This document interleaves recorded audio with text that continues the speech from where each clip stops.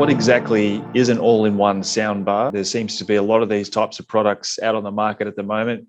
What's a quick 30-second definition? Well, I like to call them all-in-one conferencing bars. We're talking about a video conferencing bar. It's not just a speaker or a sound bar like you have at home. It's also got an integrated camera and also microphones as well.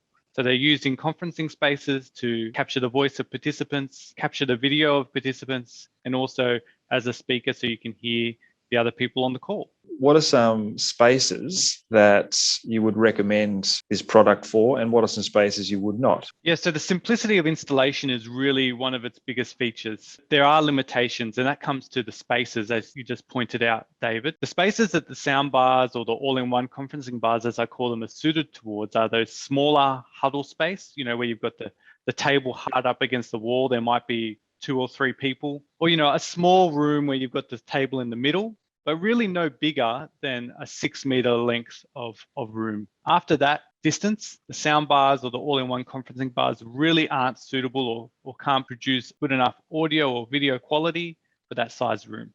What are some rules of thumb with that type of installation that you could maybe share? One of the critical parts when the table is up against the wall is actually being able to capture everybody in the camera frame. That's why when we position the soundbar, you want to position it at eye level above the screen and have the screen quite low, and then have a camera that is able to achieve quite a wide angle so that people sitting towards the sides of the table, close to the wall, are actually captured by the camera itself.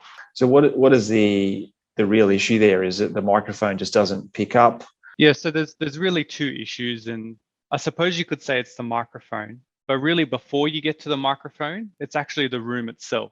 The acoustics in the room, and once you get to that size room, really need to be perfect for the microphone within a conferencing bar to actually function correctly. If the acoustics aren't perfect in the room, the microphone within the conferencing bar just isn't good enough to be able to clearly pick up those people. Lots of highly reflective surfaces or even open, huddle areas with that kind of a depth of space just will not be suitable for a conference bar, irrespective of whichever one you're looking at on the market. Is that what you're saying? Yeah, that's right. And even walls that are just plasterboard, and as you point out, glass sliding doors or glass doors or ceilings that are not acoustically treated, at that size, a conferencing bar just isn't going to cut it. And also with the camera you were mentioning, when you get to a room that size, I guess you were alluding to some limitations with the camera. Could you just explain that a little further? Yeah, so to keep a conferencing bar nice and compact and sleek, the actual camera itself is physically small and there's no moving parts. So the way that they deal with that is actually to use digital zoom. And when you're digitally zooming in with a camera,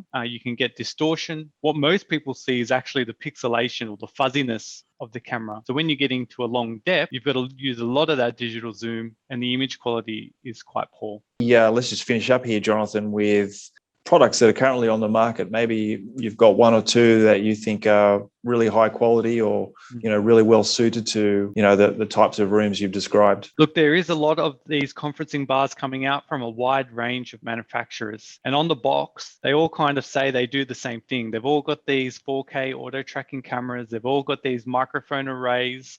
They've all got high wattage speakers, but it's not until you test them that you realize that there's actually quite a lot of difference between those products. One of the ones that are key that I have on my radar at the moment is actually a Bose VB1. And one of the key things about this, and I think this comes from Bose's pedigree in audio, is you can actually manipulate the microphone. So if you have a very noisy area, there's actually an adjustment where you can ignore that area. On the basic conferencing bars, you just can't do that. There's no ability to adjust or configure the microphone. Yeah, the other choice for a really wide rooms is the AVER. That camera has actually got a really wide field of view. So when you're hard up against the wall where you physically don't have real estate, that's able to capture the whole room, which is really great. Well, thanks for sharing those little tips, Jonathan, and hopefully the viewers will be able to take that information and apply it to their real life situations. And anything else you want to close with? All of these products say they can do the same thing.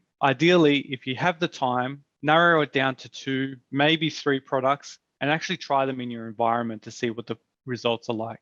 There's nothing like actually testing a manufacturer's claims to ensure that the quality that you're receiving is what you're expecting.